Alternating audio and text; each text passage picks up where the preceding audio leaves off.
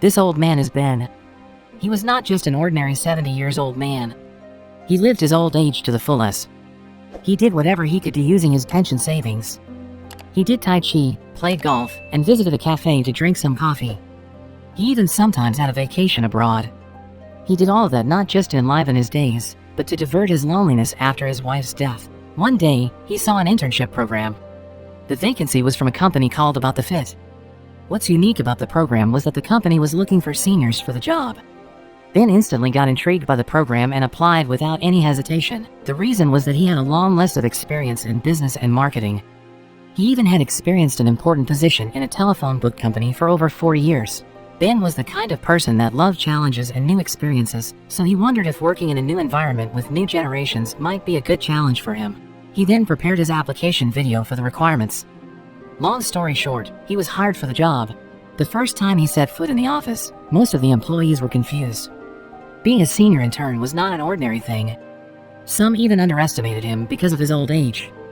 Good for him, he didn't think of it as an obstacle. He knew that his experience was more than enough for him to strive and made it big for his job. Especially because he loved challenges and was open to new things. It was funny to see Ben's old school stuff compared to all the modernness all around him. Ben also met a woman named Fiona, a therapist, in his office. He developed a crush on her.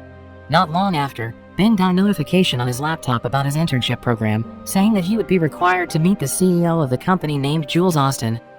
He would be recruited as her assistant.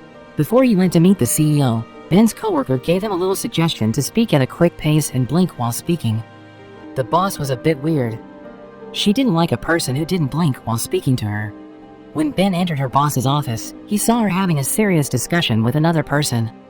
He decided to wait until the discussion was over. During the discussion, Ben overheard that his boss would be substituted by someone else. Jules was shocked to hear that, but couldn't do anything about it.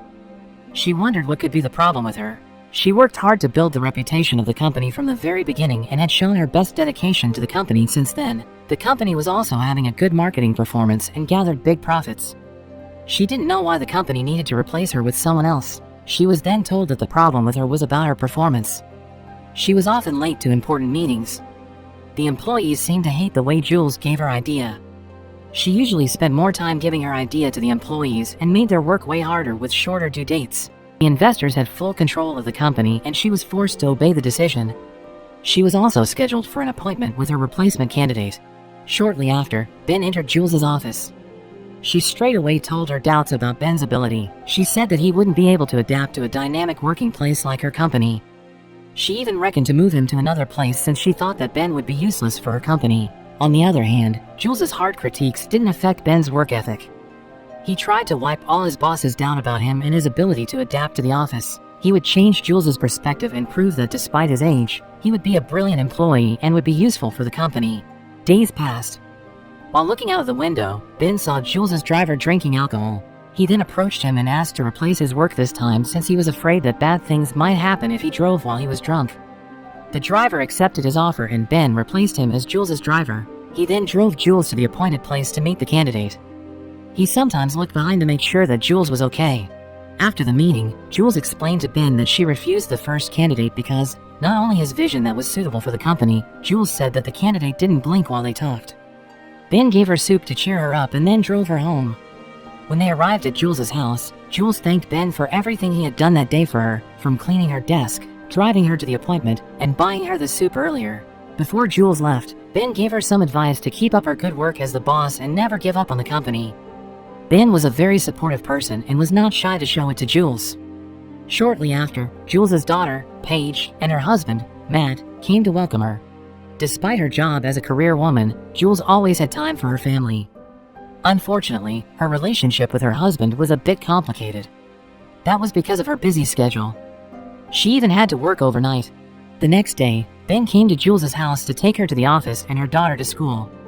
Ben's kindness made Jules uncomfortable, and because of that, on the way to the office, Jules secretly asked the office to transfer Ben to another team. Jules was a bit introverted and Ben was too observant for her.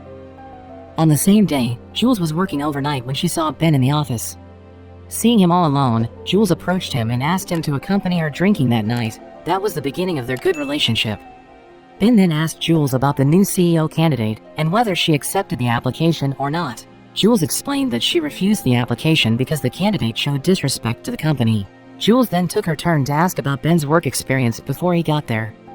Ben explained all the jobs he had taken before, including all the important positions he had taken before.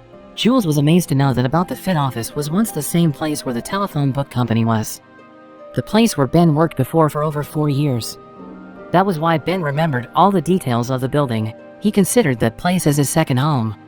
Jules was amazed at Ben and all the stories he told her. She then helped him make his Facebook account. Ben said that Jules was the most inspiring figure for him for his entire career. He said that from his heart without any hidden intention. From their conversation, Jules found out that Ben was a widower and sympathized with him. Finally, the Facebook sign-up was done and Jules became Ben's first Facebook friend. This event made them closer. Jules seemed to like Ben. She said that it had been a long time since she had such a heartwarming conversation like that. Their relationship got better and better, from what seemed to be a cold relationship to something wholesome like what they were now. A couple of hours later, Ben took Jules home. When they arrived, Jules had already slept in the back seat. Her beauty hit a snore sleeper. Ben was surprised by that. Not long after, Jules woke up and apologized for her snore. She said that it was her first time falling asleep in the car. From there, Ben could get to know more of Jules's personality. Their interaction became more lively after that overnight work event. The next day, Jules was enthusiastic to meet Ben. When she entered the car, someone else had replaced Ben as her driver. The new driver was careless.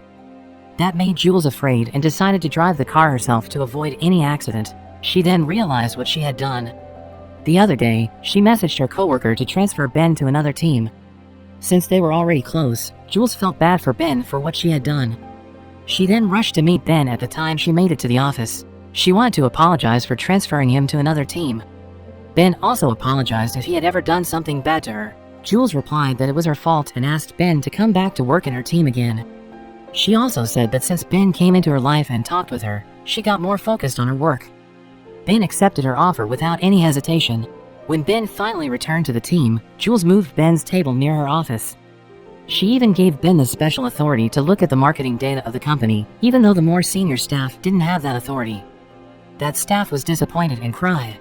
Ben cheered her up and promised that he would help her to increase her productivity and get a better reputation in front of the boss. One day, Jules accidentally sent an inappropriate message to her mother. She panicked when she realized her mistake. She was afraid that the message would break her mother's heart and worsen her mother's heart disease. She then asked Ben and another staff to help her.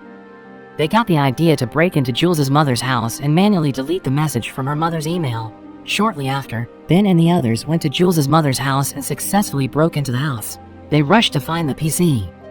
Things went pretty ugly when the anti-theft alarm was triggered, making all of them panic. Luckily, they managed to find the PC and deleted the message. Bad influence on me, Whittaker. Oh, relax, fellas. This is gonna be a piece of cake. She doesn't have an alarm, right? Nope, she does not. Oh my god. Good. Stop eating! Go look for the computer! Right now! Go! It's not down here. The white one. Wait. Delete it. Got it. In the evening, Jules took Ben and the others to the bar to celebrate their success from their mission earlier. Jules got too drunk and vomited. Thankfully, Ben was there to keep her away from any problems. Ben also had some time with Fiona. They finally dated each other. One day, Jules asked Ben to take her daughter to a birthday party, since Matt, Jules's husband, didn't feel well at that time. When Ben and Paige arrived at the party, it turned out that Paige was not feeling well too and they had to leave the party earlier. On their way home, Ben accidentally witnessed Matt's affair.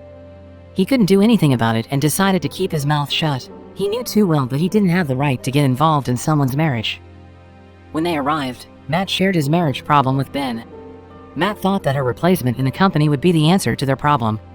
He said that Jules spent too much time working and sacrificed her time with her family. Ben couldn't say anything. He just said that whatever happened, what he wished for was nothing but happiness for them.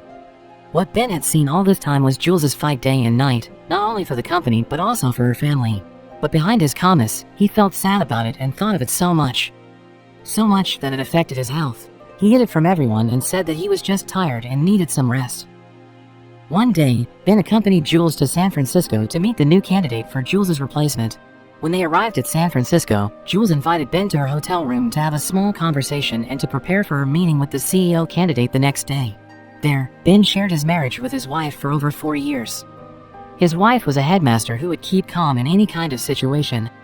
Jules also shared her story, not a happy story, but a serious problem with her marriage. Without Matt knowing, Jules had already found out about his affair and kept it to herself. She was heartbroken, but she knew that it happened thanks to her. She couldn't spend more time with her family. She rarely had a warm conversation with her husband. She understood that Matt was lonely and she couldn't be there for him. She couldn't be mad at Matt because she knew too well that Matt had sacrificed everything, including his potential business, just to marry her. She couldn't imagine what would happen to her if she got divorced from Matt. She was afraid to be alone. She was afraid that she would remain single for the rest of her life. But deep inside, she still believed that Matt's affair was temporary. She knew that he still loved her and they could fix their marriage if the company could get a CEO replacement for her. Even though he was not sure, Ben told Jules to remain calm and focused on her job for the company. Ben also guaranteed that Jules would be buried beside him in his wife's grave when she passed away. Ben's words managed to cheer Jules up. She was grateful for having such a lovely friend like Ben. The next day, after she met with the CEO candidate, Jules conveyed her good feeling about this candidate. She said that she liked his vision. She didn't hesitate to recruit him immediately. She also told her husband about it and hoped that this would help her get closer to her husband just like before. She hoped that with this, she would be able to fix her marriage problem. Jules also took her time to visit Ben at his house. She came to congratulate Ben's relationship with Fiona. When they talked about the CEO recruitment, Ben told Jules to think about it again to avoid making a wrong decision. He said that no matter how good the new CEO would be, he would never be as good as her. He would never be able to be as passionate as Jules in Ben's eyes.